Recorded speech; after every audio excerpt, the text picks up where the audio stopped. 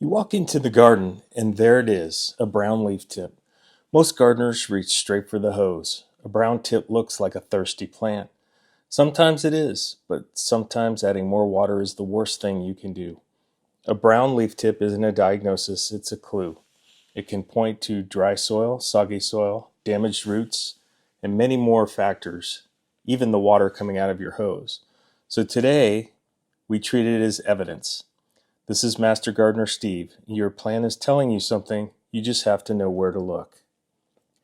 A leaf tip is the farthest point from the roots. Water has to travel up through the roots, the stem, and the veins before it reaches the outer edge, which makes the tip one of the first places to show stress. So a brown tip doesn't always mean the soil's dry.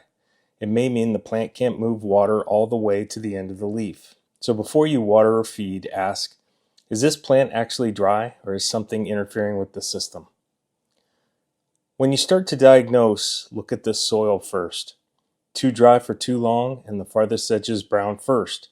Check the root zone with a finger or a moisture meter, not just the surface. But here's what fools most gardeners. Wet soil causes the same exact system.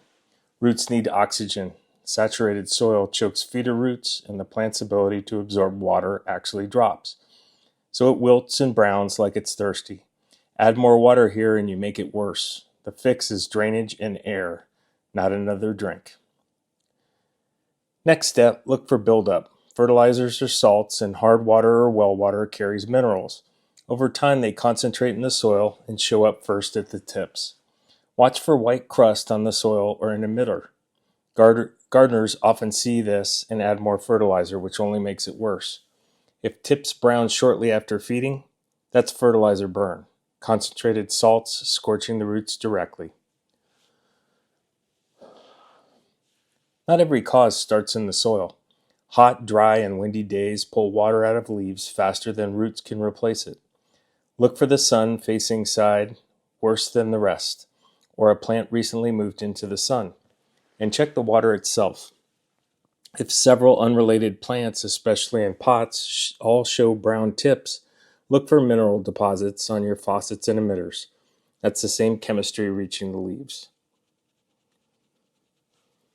Transplant shock, compacted soil, root rot, or a root-bound pot can all damage roots enough to mimic drought above ground, even with fine soil moisture. So ask yourself, was this plant recently moved or disturbed?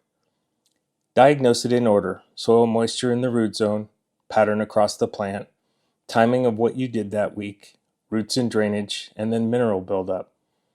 Remember, once a tip turns brown, the tissue's dead. It won't turn green again. Don't judge your fix by old damage. Watch the new growth instead. So next time you spot a brown tip, don't reach for the hose first. Check the soil, read the pattern, and think about the weather, the fertilizer, the roots, and the water. The garden is always talking. We just got to slow down and listen.